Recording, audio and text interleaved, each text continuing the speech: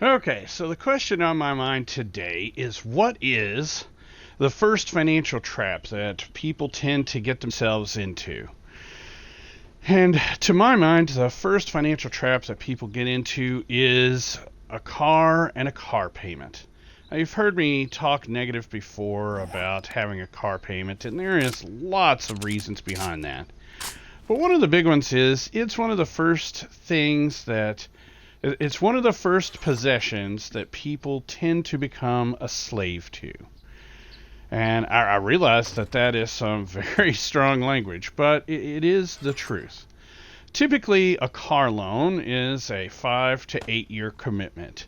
And a lot of people don't fully grasp that when they're buying their first car and setting up their first car loan and everything. They don't truly take into account all the ramifications of that.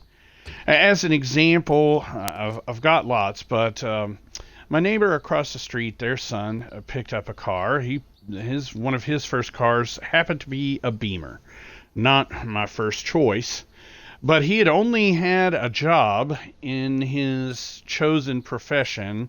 He had gone to school to be an accountant, and he'd only had an accounting job for about 6 months. It wasn't too long after he got his first car that he ended up losing his job. He got laid off because there was some downsizing and whatnot. And not long after that, he ended up getting in a car accident to where he couldn't even use his car.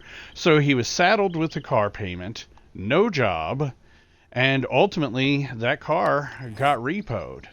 And as you can imagine, that was a huge financial miss for him.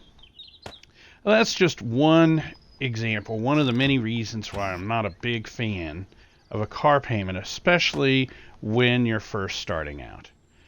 Now, some of the other things that come into play are such things as people tend to buy a car, get a car loan, before they have fully established their credit. Now, I realize that getting a car loan can be part of your building of credit, but you should have some of those elements already in place first.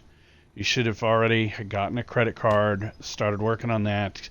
I've been through that before. So hopefully you can appreciate what I'm saying in that regard. Some of the other things that people don't take into account with car loans is the insurance costs. Obviously, when you buy a car, if you've got a loan especially, you have to have full coverage on that car. Whereas if you paid cash for a car, you have the option of just having liability only on there. Well, a big difference in price between liability only coverage and full coverage on a vehicle. And with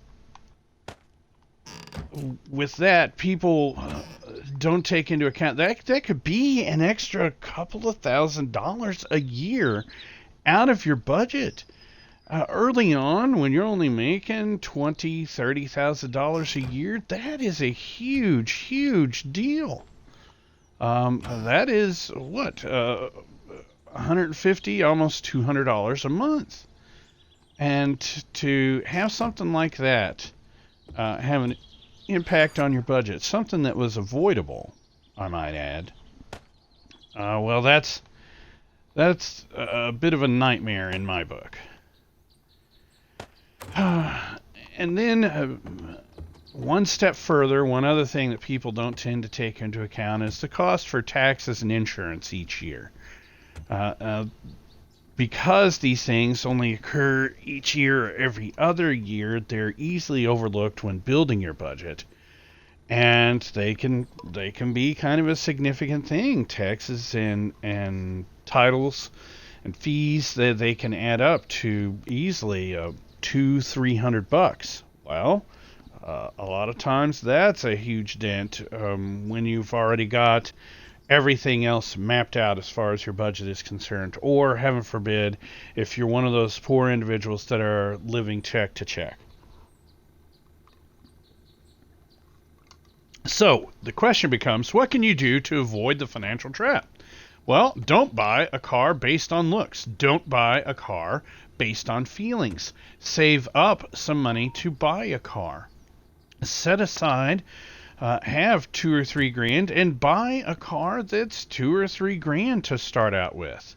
Factor in some, a repair budget, and save yourself the car loan, save yourself the insurance costs, and go with that for a little while. And when you do buy a car, I've said don't go based on looks, don't go based on feelings. Choose a car based on longevity, based on repair costs. Well, how much is it? How likely am I to have a major repair? And when I do have a major repair, how easy is it to come across parts and whatnot for that car?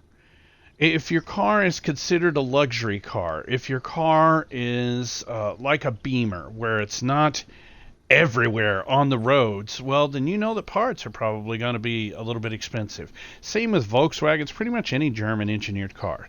Cars that are cheaper, anything that's American made, anything that it's with one of our solid trade, like a Honda or a Toyota.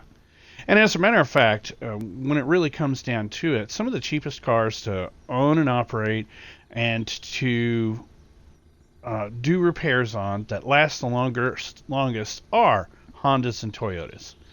Just as an aside, at one point in time, we owned 4 Hondas that were made within the same 3-year period, so that the parts from any of the cars would fit on the others. Okay, that's how we took care of our car budget early on, and we distinguished between them. We had 2 that looked exactly alike. One was my wife's, and one was intended for my daughter.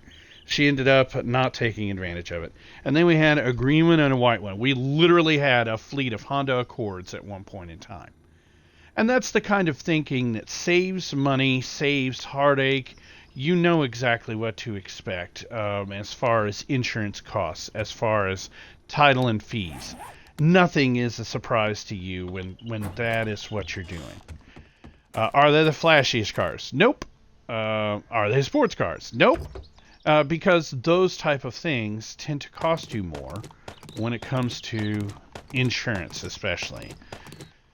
And with your first cars, especially when you're a new driver, odds are you're going to end up wrecking that car at some point in time. Well, if it is not an accident that involves other cars, if you didn't, if you ran off the road, hit a tree, a mailbox, whatever the case might be, if it's something that doesn't involve other cars, you don't even have to worry about that affecting your insurance, because you don't have to report that with a car that you paid cash for. You either just fix the car yourself, or you buy another car. So these are all things that factor in with your first car decisions, and one of the first financial traps that you can prevent falling into. And if you don't agree that that's one of the first financial traps that most people fall into, I'd love to hear about it in the comments below the video. Let me know what it is. Maybe you had a different financial trap. Tell me about it. You can send it to me at fustianfinance@gmail.com. You can put it in the comments below my YouTube video. You can send me a whisper here on Twitch, which I'm not ultra familiar with, but certainly is a thing. But in the meantime, I appreciate you checking out my video.